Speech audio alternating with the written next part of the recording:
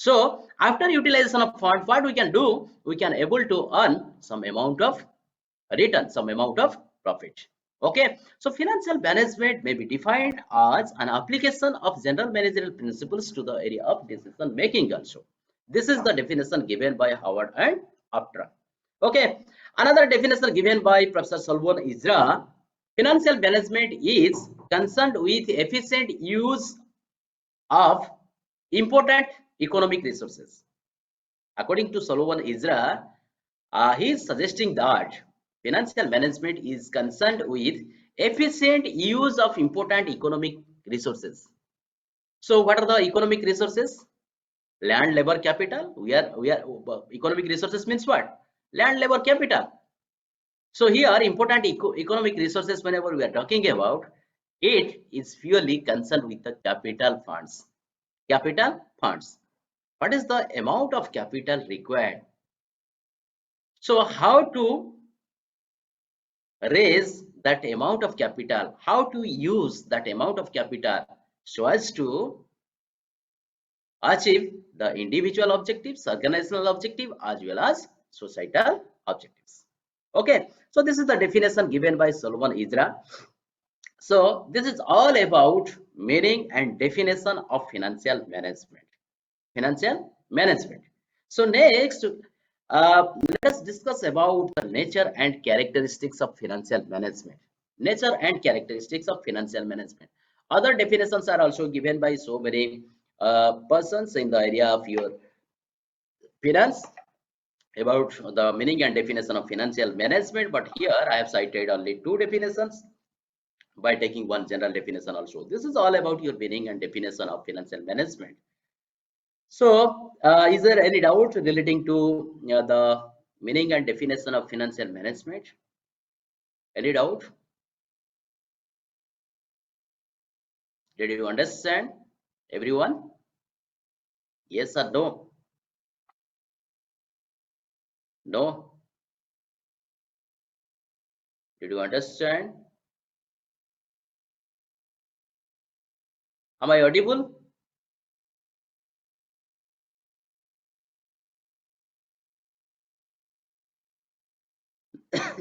Can you hear me? Okay. Okay. Thank you. So, thank you for confirming. So, let us discuss about the nature and characteristics of financial management. So, these are some points I have cited here are nature and characteristics of financial management. The first one is all about your essential part of business management. Essential part of business management. So why it is known as one of the essential part of business management? Try to remember it is important part of financial management because each activity of business is linked with finance. What are the various activities performed by the business? It may be your sales, it may be marketing, it may be your manufacturing of goods, that means production, it may be your human resource management or personal management within the organization. What are the activities? All the activities are linked with finance because without finance they cannot able to run. So whenever we are talking about finance, try to remember it is the lifeblood of the business. Lifeblood of the business. Without blood we cannot survive, we cannot live. Without water a fish can't live. Exactly in the same manner we can say without finance a business cannot survive. Business cannot survive because all the activities are very much linked with finance. Linked with finance. So production activities, maybe their marketing, maybe sales, your personal management, other activities are also there which are purely linked with finance. That's why financial management is one of the essential part of business management. Okay, next one is about your continuous administrative function. So why financial management is consisting of uh, ongoing administrative functions. Ongoing administrative functions. Why? Because as a finance manager of any firm or any company, you have to perform all the activities throughout the year, in a continuous manner. Throughout the year in a continuous manner. Let's say someone is working as the production manager. So let's say the duration of the production is 3 months. So after 3 months, you can able to get some break. That means your one lot of production is over. So in case of sales, let's say your sales target is 5,000 units. So after 5,000 units, you can achieve your target. But as a finance manager, you have to plan accordingly throughout the year. Your activities are in a continuous manner, in an ongoing manner. So that's why you can say the financial management is consisting of continuous administrative functions. Continuous administrative functions. Why? The finance manager has to perform all the activities throughout the year. Throughout the year in a continuous manner. That's why financial management is known as one of the continuous administrative function. Okay. Next one is less descriptive, more analytical. Less descriptive, more analytical. Why less descriptive? Because we can say it is not only describe the problem. Where is the problem? We don't have fund. So because of lack of fund, we may not able to go for production of our goods. We may not able to achieve the target in the market. These are the problems. These are the problems.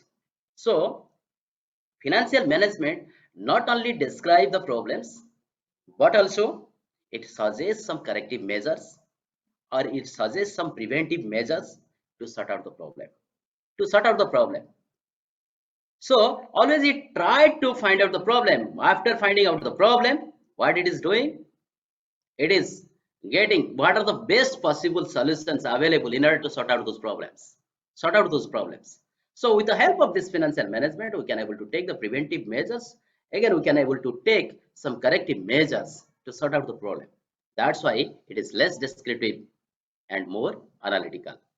Again, centralized in nature. Why financial management is centralized in nature?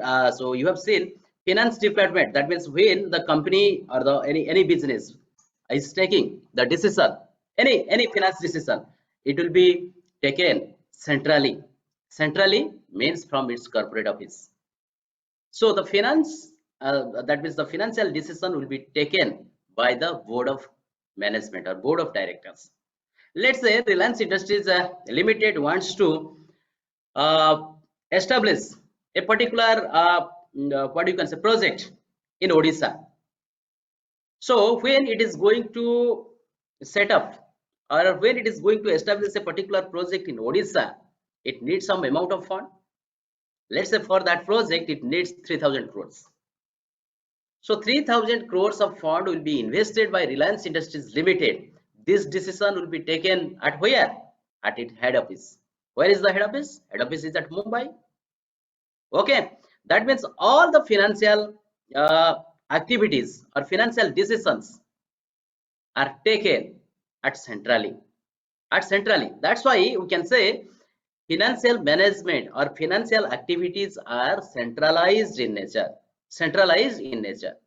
The decision always taken from its head office, its corporate office. Okay, so finance function is always centralized. That means the decision can be taken by the board of directors or board of management at their head office or at their corporate office.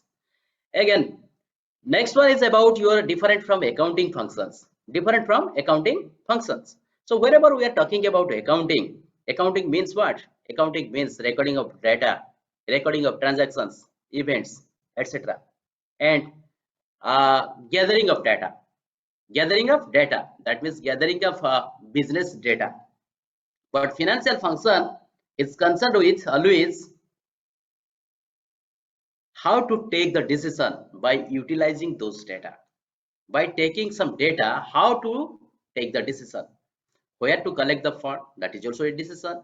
How to collect the fund or how to raise the fund, how to utilize the fund, how to generate surplus or how to earn more amount of profit for the fund. These are the various decisions. All those decisions are taken under financial management. But whenever we are talking about accounting, accounting means what? Simply you can say it is the language of the business through is the business can collect the information, gather the information and record those information in a systematic manner. Record all those information. What are those information? These informations may be the transactions and events. That's why financial function is different from accounting function. Again, wider scope. Another nature and characteristic of financial management is wider scope. So it is not only concerned with the procurement of finance, but also find out the appropriate sources of finance with minimum cost and maximum amount of return. So financial management has wider scope. Why? Because let's say you need fund. So you can able to get the fund anywhere, because in the market plenty available of funds are there. But with the help of financial management, what we can do, you can able to find out the appropriate sources of finance, where to get the finance at a minimum cost so as to get maximum amount of return. Okay, so the last nature and characteristics of financial management is that it is applicable to all types of business organization.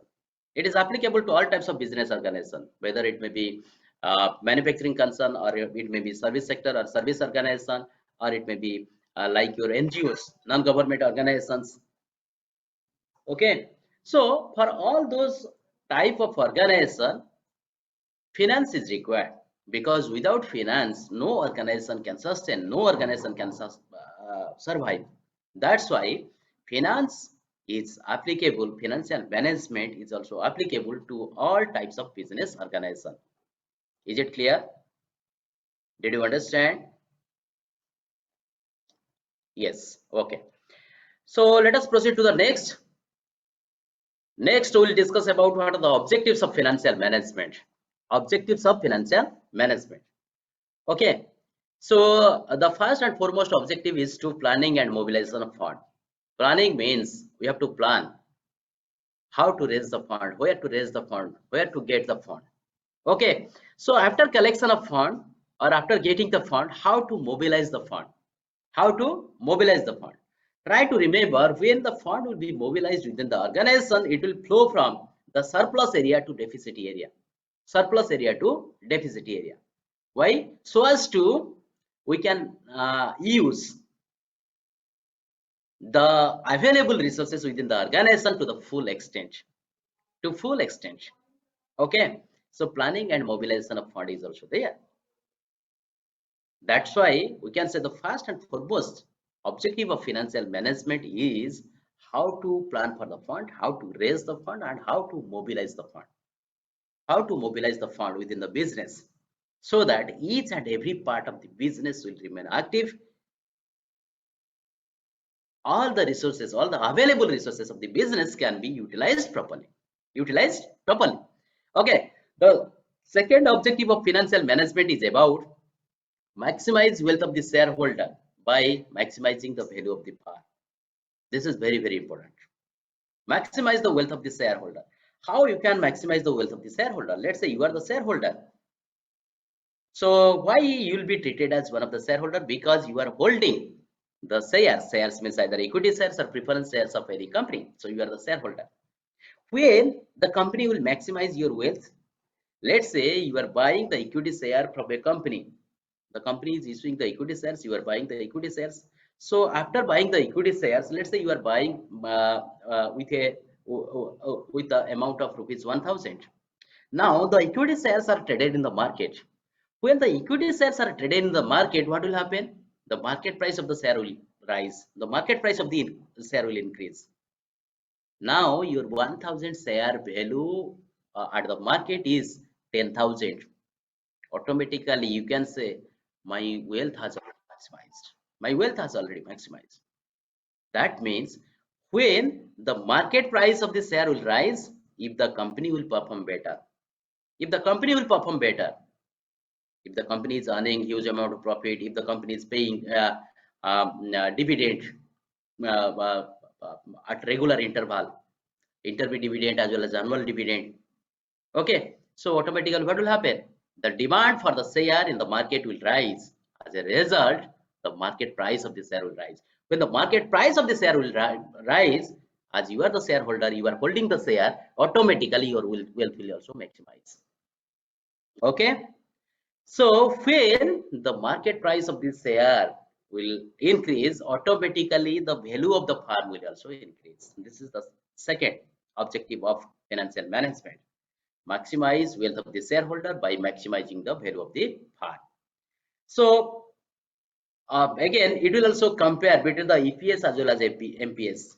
EPS, earning per share as well as market price per share. So it will calculate what is the basic earning per share and what is the diluted earning per share and what is the market price per share. Market price per share. So by making this comparison, why EPS? EPS is one of the indicator that if the shareholder will invest some amount of money for getting any share in the company, what is the earning capacity? What is the earning capacity? So EPS can be calculated as what is the amount of profit attributable to the shareholders, that means ordinary shareholders, divided by weighted average number of outstanding shares. Outstanding shares, let's say 1 lakh rupees of profit available to the shareholders, 10,000 number of shares are there, so 1 lakh divided by 10, that means 10 rupees is the EPS. 10 rupees is the EPS. If someone is investing in any share, one share of the company, what is the earning capacity? Earning capacity is 10. If earning capacity is more, automatically the demand of the share which are traded in the market, it will also increase. It will also increase. Okay. As a result, the value of the firm will increase and the shareholders' wealth will also increase. Again, another objective of financial management is that it always,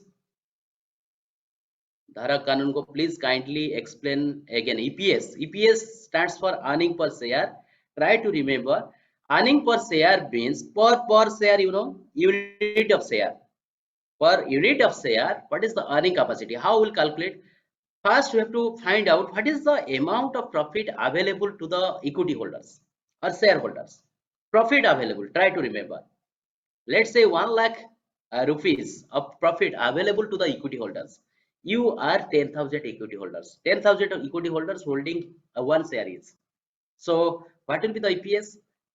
1 lakh divided by 10,000. 1 lakh amount of profit that is available to the equity holders. You are 10,000 equity holders. So you have to segregate among yourselves. So 1 lakh divided by 10,000. What is the amount of EPS? Earning per share will be 10. So this 10 rupees indicates that as an investor or as a shareholder, if you are holding one share, your earning capacity of this share in the company is 10 rupees. 10 rupees. So when the earning capacity is more, that means EPS will be more. What will happen? The share which are traded in the market, its demand will be also more. Its demand will also more because investors are always watching to the market. Which company is declaring dividend? Which company's EPS is more? Which company is incurring more amount of profit? So these are the indicators. So because of that, the investor, those who are interested to buy the share from the market, they will demand. They will demand. So demand for the share. So when the demand will more, automatically what will happen? The price will be also more. Price of the share will also increase. Okay, that's why when EPS will increase, automatically we can say it as it is one of the indicator of the earning capacity of the share. So the market price per share will also increase. Why? Because the demand of the share in the market will increase. As a result, the price of the share will also increase. Okay. So next objective is all about your trade-off between risk and return. So with the help of financial management, you can be able to determine what is the risk appetite. What is your risk appetite? That means how much risk we can able to observe and what is our expected return. Always we need more amount of return, but on the other hand, whenever you are expecting return, you must able to undertake risk. You must ready to undertake risk because you cannot avoid. Risk is always there. Risk is always there. So in order to undertake the risk, what you will do? You have to again also determine the return. So whenever you are going to determine the return, first you have to determine what is your risk appetite level, how much risk I can observe, how much the risk I can manage, determine that level. So after determination of your risk appetite or risk taking level, then you have to identify what will be the best possible returns by taking this much of risk. how I can maximize my return. So this is the trade-off between risk and return. By taking minimum amount of risk, we are going to maximize the return. Okay. Next one is about your balanced asset structure. So whenever we are talking about asset, try to remember we are talking about financial assets. What are the financial assets or financial instruments available in the firm or in the company? It should have balanced. Balance means, let's say some debt instruments are there, some equity instruments are there. The firm is issuing some equity shares, preference shares, second debentures, bond instruments, others. So there should be balance. Balanced. So the firm should determine the balanced asset structure by determining its capital structure also. What should be the component of debt and what should be the component of equity. Okay. Again, the last one is about your acquisition and deployment of funds. How to acquire the fund, which sources we are going to acquire the fund, going to collect the fund, and how to deploy the fund or how to utilize the fund in the business, in the firm, so as to achieve the objectives. What are the objectives? It may be individual objectives, it may be organizational objective, or it may be societal objectives. Okay. So these are the objectives of financial management. So next is all about your role of financial management. So financial management mostly played these three roles, three important roles.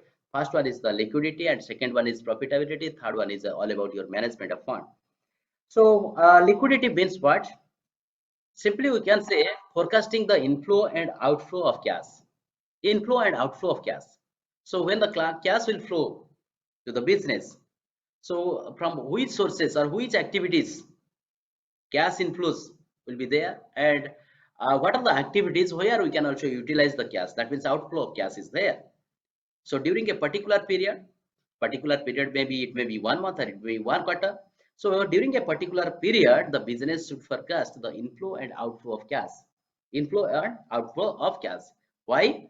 So whenever you are forecasting your inflow and outflow of cash, you can able to understand what is the amount of fund you need in the near future.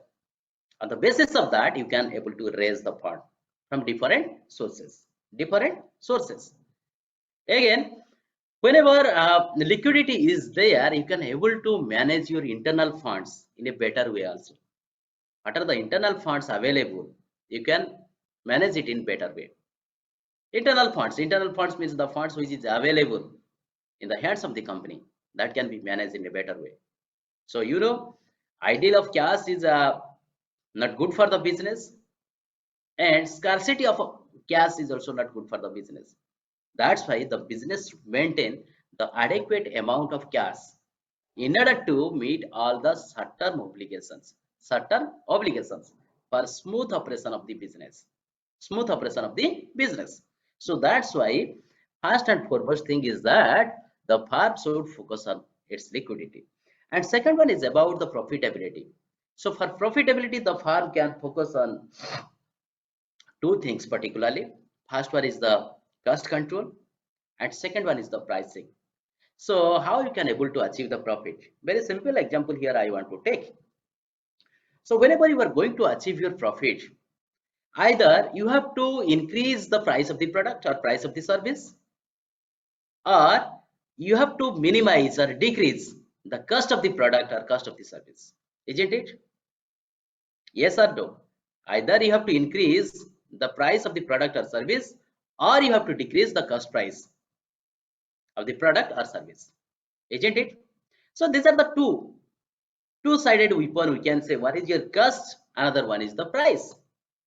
So a very simple thing I can say here is that you cannot increase the price in the market. You cannot increase the price of the product or services in the market. Why? Because the market is competitive one, and the customers are also very much aware about the market. They are always comparing that other company's product or other company's service and your company's service or your company's product. Other companies offering at lower price, but you are charging at higher price, so they will not go for your product.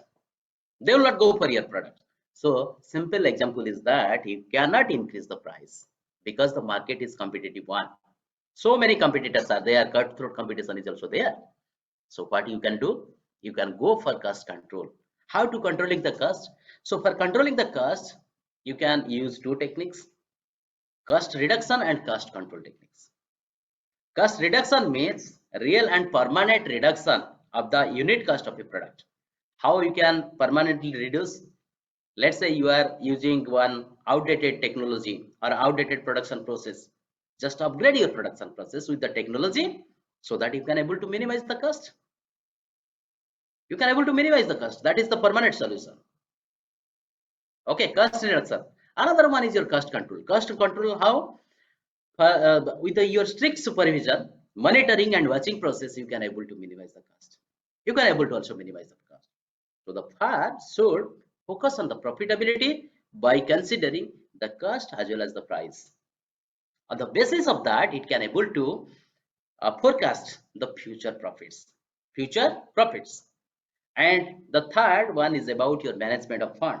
So whenever we are talking about management of funds, fund may be two types. Either it may be long-term funds or it may be short-term funds. Someone is asking, but sir, recently Airtel, VI, Jio, Asian Paints, Britannia, etc. all have increased the price of the product. So when all are increasing, why all are increasing? Why all are increasing? Because the input price is more. Input material cost is more. So when input material cost is more, automatically everyone will increase. Very simple example I can cite here. In Odia, what we are saying, that is your chena, or because with the help of this chena, we are making what? Rasgulla. When the chena price will rise, what will happen? Automatically, the Rasgulla price will rise.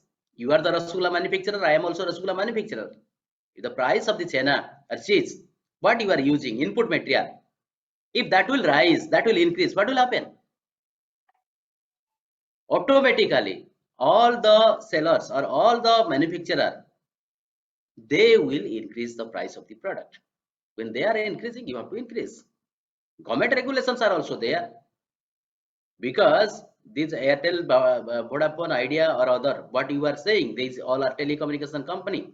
If the spectrum license will be more, license cost will be more, what will happen?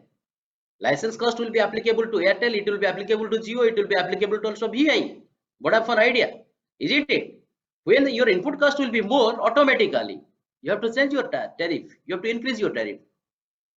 Okay, so second one is profitability and third one is about your management of fund.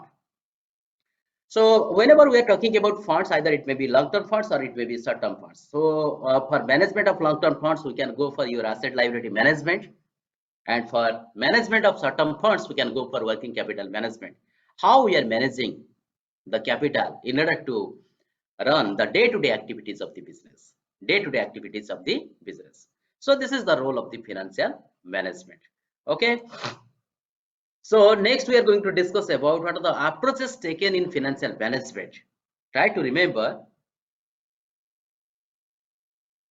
Mr. Chandan is asking, sir, can you please explain the liquidity? Why you need, try to remember why the firm need liquidity in order to meet the certain obligations. Certain obligations of the firm. The firm should maintain some liquid. It has to keep some liquid asset with itself. So what are the liquid assets? It may be cash, or it may be your bank balance, it may be your inventory, it may be all current assets, we can say. Okay, so why it has to maintain the liquidity? So for maintaining of liquidity, the firm has to forecast the inflow and outflow of cash during a particular period. Let's say next month, how much cash we need, you have to forecast, you have to predict. This month, how much amount of cash you are going to receive, or what will be the liquid assets you are going to hold in this particular month, you have to forecast. So forecasting of inflow and outflow of cash during a particular period. So on the basis of that, the firm has to maintain the liquidity. Liquidity means, try to remember, not surplus amount of fund. So excess amount of fund or excess amount of cash, or ideal of cash, is dangerous for the organization, because the business will lose some opportunity. Again, the scarcity of cash is also create problem for the organization. That's why you have to maintain adequate amount of cash. Can you explain rules and regulations of DDC which was shared by admin months before? So you can ask to I think Rashmi madam, so that she can help you in this regard. Mr. Sandeep Barjana, you can ask to Rashmi ma'am your query. Okay, sure. So let us discuss about the approaches taken in financial management. So there are two approaches taken in financial management. First one is your traditional approach, and second one is the modern approach. So what is traditional approach? Actually, up to 1950s, this approach was very popular, but due to emergence and need in the area of finance, that modern approach was developed after 1950s.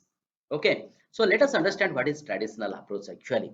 So according to traditional approach, when any business needs some fund, simply it will raise the fund and it will administer the fund. Raising and administration of funds. So traditional approach is purely focused on how to raise the fund and how to utilize the fund, nothing else. So for raising and administration of fund, what we can do, where we can raise the fund, you can raise from way of your internal funding. That means owner's money. Let's say you are the owner, you can contribute some amount of money to your business from your pocket. That is the internal funding. You can take the help of your friends also. You can ask, you can borrow some amount of money from your friends. You can also borrow some amount of money from the commercial banks or other financial institutions. And if you are a company, you can also issue equity and debt instruments to raise the fund.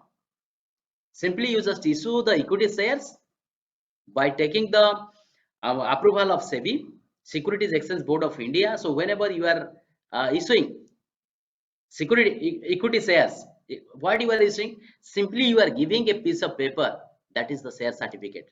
So by issuing share certificate, you are getting the fund, you are collecting the fund. In this way you can able to raise the fund for your business, raise the fund for your business.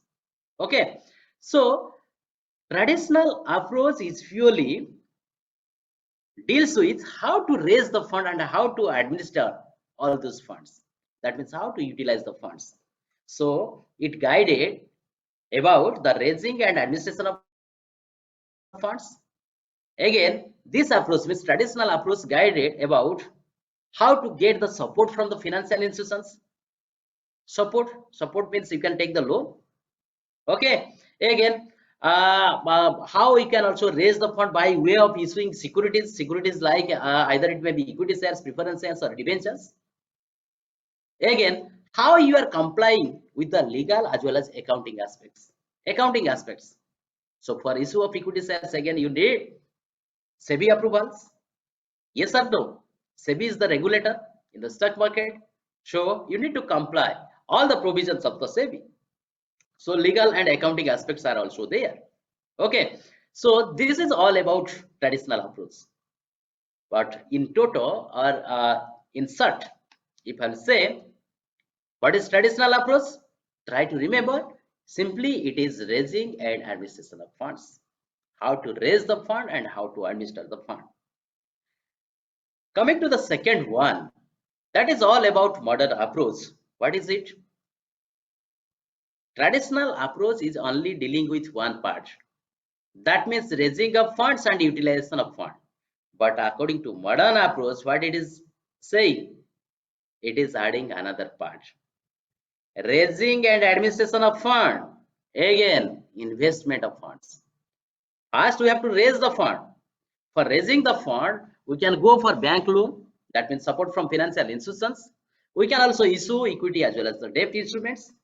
Again, what we can do, we can after raising the fund, after getting the fund, or after collecting the fund, what we can do, we have to invest those funds in the best available opportunity, investment opportunity.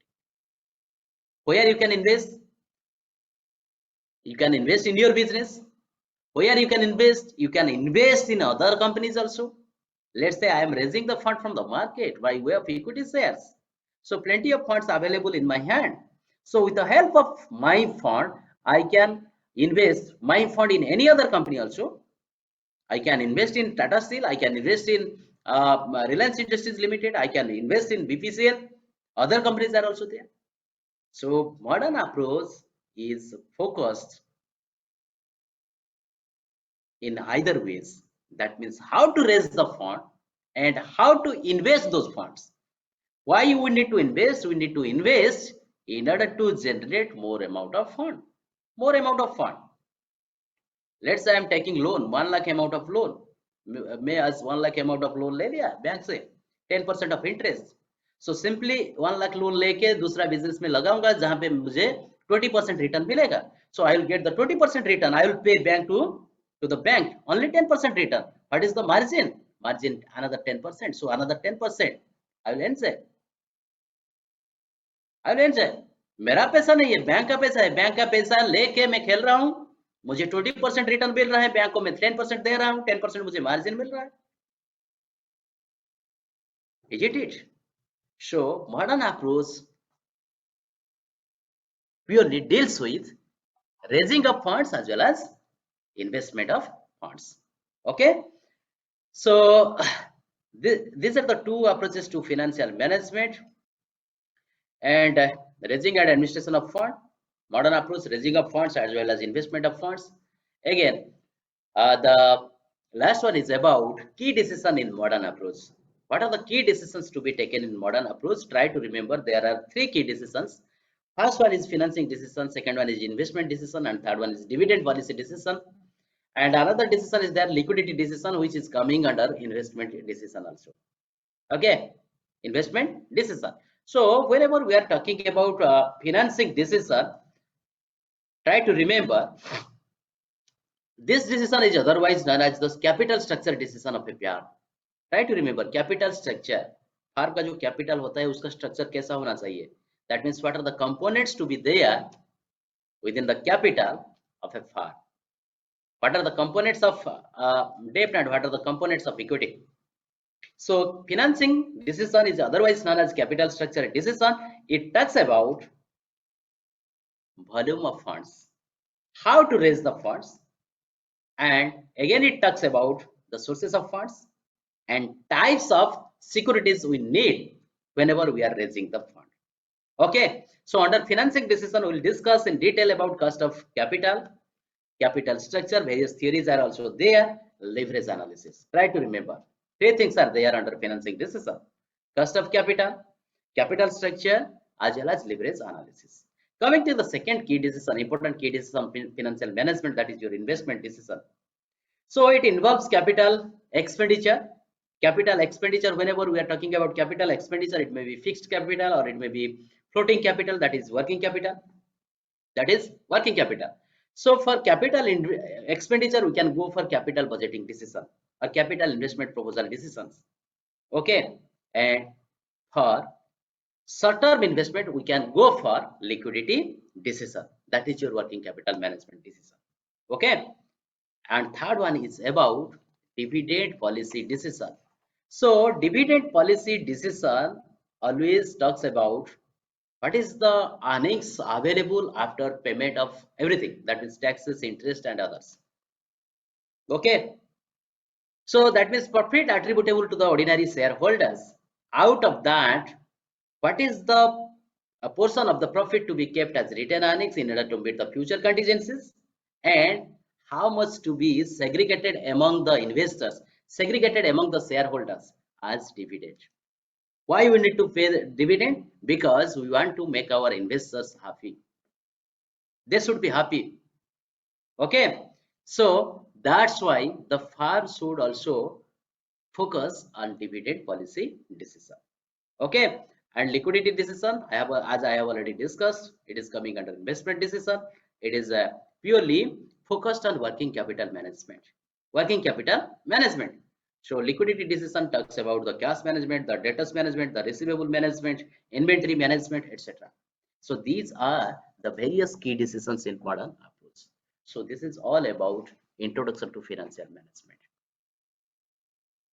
If you have any doubt or any query, you can ask me.